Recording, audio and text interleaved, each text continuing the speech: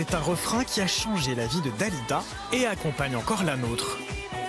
Monday Tuesday, c'est un tube imparable, avec un gimmick totalement irrésistible. Ça donne envie aux gens de vivre, d'être libre, de ne pas tenir compte des autres et d'être soi. Laissez-moi danser fait partie des plus grands succès d'Aïda. C'est devenu une chanson interplanétaire et iconique, comme on dit. C'était une des plus belles périodes de Dalida, où elle était à l'apothéose de sa beauté. Ça lui ressemble comme deux gouttes d'eau, car elle était comme ça dans la vie. Pourtant, cette chanson a bien failli ne jamais exister. C'était mal barré au départ. Dalida ne voulait pas faire la chanson. Elle n'est pas très heureuse. Elle est dans une histoire d'amour compliquée avec un type complètement cinglé.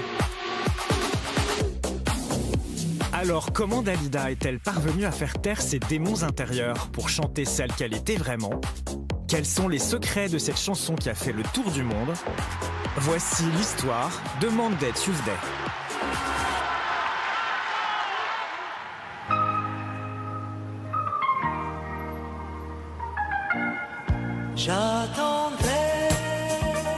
Nous sommes au milieu des années 70. La vague disco commence à déferler dans les boîtes de nuit du monde entier et Dalida y voit l'opportunité de prendre un nouveau départ avec une version remixée de J'attendrai.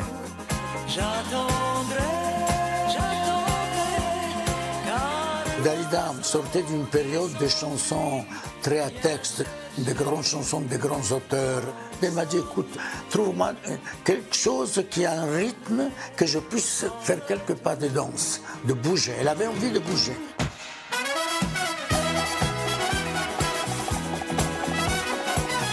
Orlando, il a cette intuition de l'air du temps qui est de se dire, oh là là, aux États-Unis, là, il se passe un truc, c'est intéressant.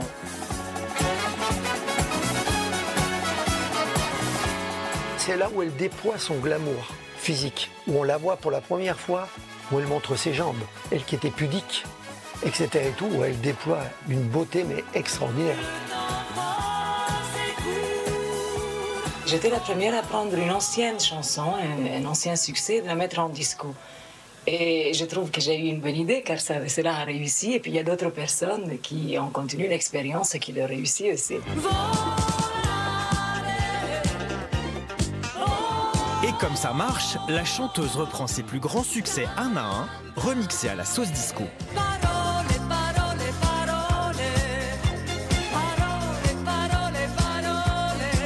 Une nouvelle génération s'incruste, plein de nouveaux jeunes qui viennent s'accrocher à la nouvelle tendance de Dalida. Elle se reprend totalement parce que personne ne l'attendait dans ce domaine-là et c'est un deuxième souffle. Un nouveau souffle qui propulse Dalida directement à New York, sur l'une des scènes les plus prestigieuses des États-Unis, le Carnegie Hall. Pour la petite fille née au Caire qui rêvait de chanter et de connaître la gloire, c'est un rêve qui devient réalité, une consécration. Quand elle a vu la première fois son nom sur Times Square, It's Tonight Dalida in Carnegie Hall, elle a pris un choc. Elle a été très émue.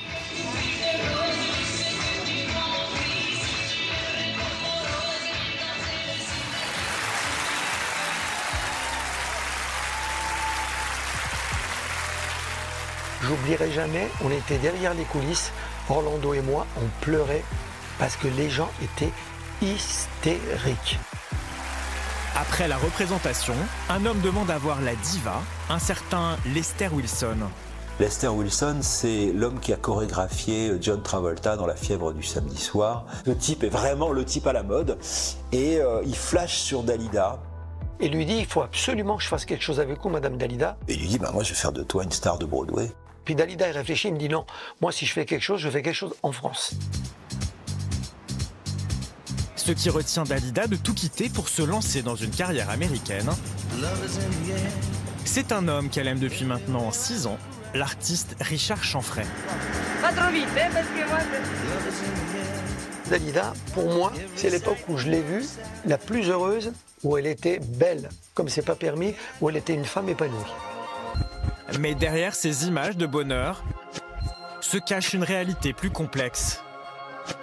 Dalida, c'était une romantique au sens dramatique du terme, donc en fait, elle reste avec ce type qui était incroyablement beau, charismatique et totalement cinglé. Il pensait qu'il était immortel, qu'il changeait le plan au nord. Richard n'était pas quelqu'un de facile à vivre. Il avait des démons en lui.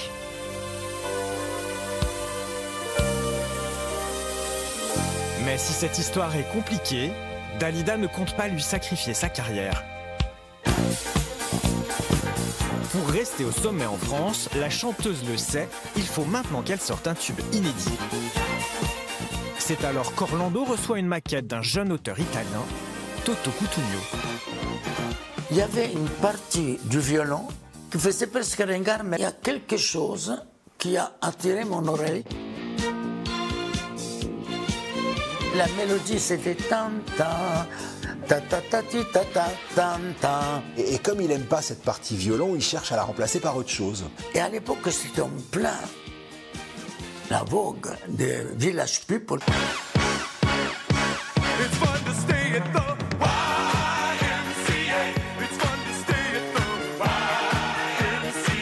J'ai dit, oulala, je vais faire le Village People de YMCA de Dalida. Pour écrire les paroles de ses chœurs en anglais, Orlando fait appel à l'un des auteurs-compositeurs attitrés de Dalida, Jeff Barnell. Je me dis, qu'est-ce que je vais pouvoir écrire sur cette musique? Il fallait trouver des mots que les Français comprenaient facilement. Et Monday Tuesday, je me suis dit, tout le monde comprend ça. Je dis, mais c'est ça qu'il faut. Il m'a dit, je sais, c'est ça, c'est exactement ça, j'ai compris, tout le monde va comprendre, c'est formidable. Rendez-vous demain au studio. Mais le lendemain, seuls les chœurs sont enregistrés. Car la chanteuse se montre réticente à interpréter Monday Tuesday. Dalida n'était pas tellement convaincu. Quand je lui ai présenté, il pensait que ce n'était pas pour elle.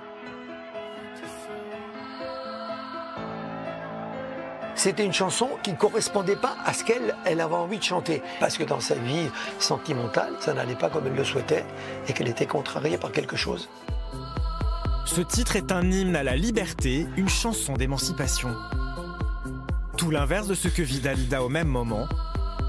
Elle se sent de plus en plus prisonnière de son histoire d'amour avec Richard Chanfray. Dans sa vie, ça n'allait pas très bien avec Richard, parce qu'il devenait insupportable. Il devenait presque, si j'ose dire, jaloux du succès qu'elle avait. L'histoire est dévastatrice pour elle, mais elle n'arrive pas à le quitter parce qu'il y a un truc passionnel. Alors, pour lever les réticences de sa sœur à interpréter ce titre, Orlando va passer un pacte avec elle. Bon, tu nous envoies le même passage. Tu viens au studio, et bon, tu poses ta voix, tu essaies de la chanter. Si tu vois que ce n'est pas pour toi, on ne la fait pas. Mais s'il te plaît, donne une chance, parce que moi, je crois beaucoup. Dalida accepte et tâtonne pour trouver la meilleure manière d'interpréter la chanson. Je vis. Arrête. C'était ça? Il fallait que ça déménage, que ça soit très disco et que les mots sonnent.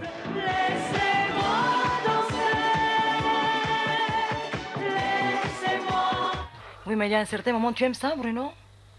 Attention, parce que là, tu l'entends qu'il n'est pas tout à fait... Alors, il n'a pas mis au niveau, il n'y avait pas cette... Si, ma non è bene, ti prego, ma no, no. No, no, io preferisco... No, je vais le refaire.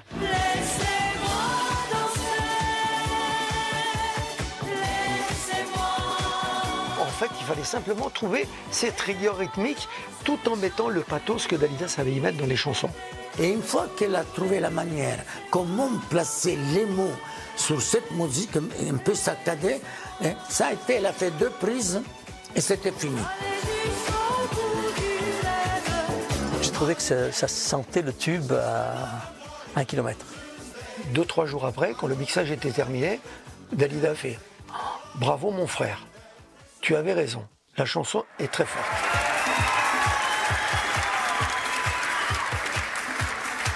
À sa sortie, le titre Monday Tuesday est un triomphe.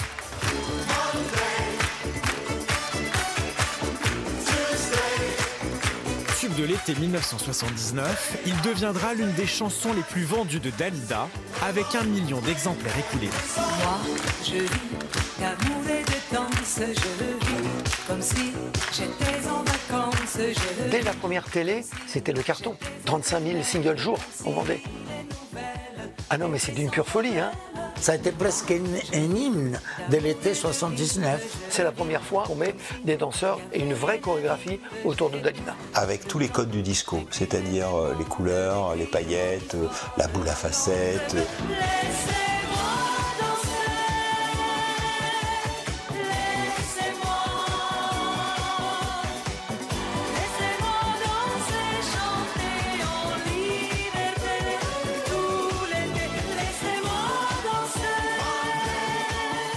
Cerise sur le gâteau, celui qui voulait faire d'elle une star aux États-Unis, Lester Wilson, accepte de chorégraphier le nouveau spectacle de Dalida au Palais des Sports, porté par Monday Tuesday.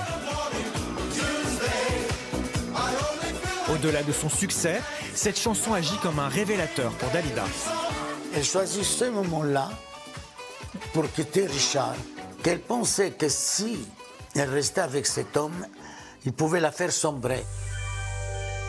Peut-être qu'elle a réussi, à force de chanter ces mots, à s'émanciper. Et elle le quitte portée par ça. On peut qualifier Laissez-moi danser comme un hymne à la liberté et à un choix de vie. C'est-à-dire d'être libre, de prendre des décisions librement, de danser, de chanter. La vie, quoi, en fin de compte, et de réussir.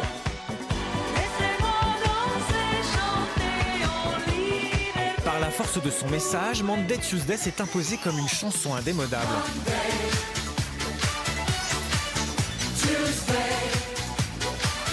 De nouvelles générations se sont appropriées le titre, comme la Star Academy en 2004 avec Grégory Le Marchal.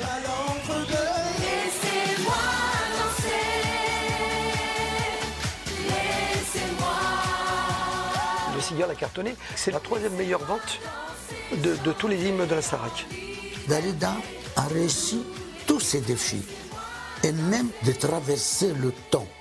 Des grandes chansons, ça traverse le temps. La preuve que celle-ci en est une. Moi, je vis d'amour et de danse. Et lorsque le rythme disco disparaît dans la reprise de Pomme et Wax en 2022, le sens plus profond des paroles se révèle. L'histoire d'une femme qui chante et danse pour affronter les épreuves de la vie. Moi, je vis d'amour et de rire, je vis comme si il n'y avait rien à dire. Ils ont volontairement été rechercher le côté un peu triste, un peu désabusé. Ça redonne une dimension différente.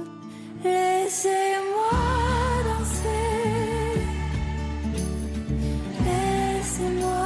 Comme si Dalida, éternelle amoureuse contrariée, avait laissé dans Monday Tuesday l'empreinte de son histoire. Liberté, tout l'été, laissez-moi.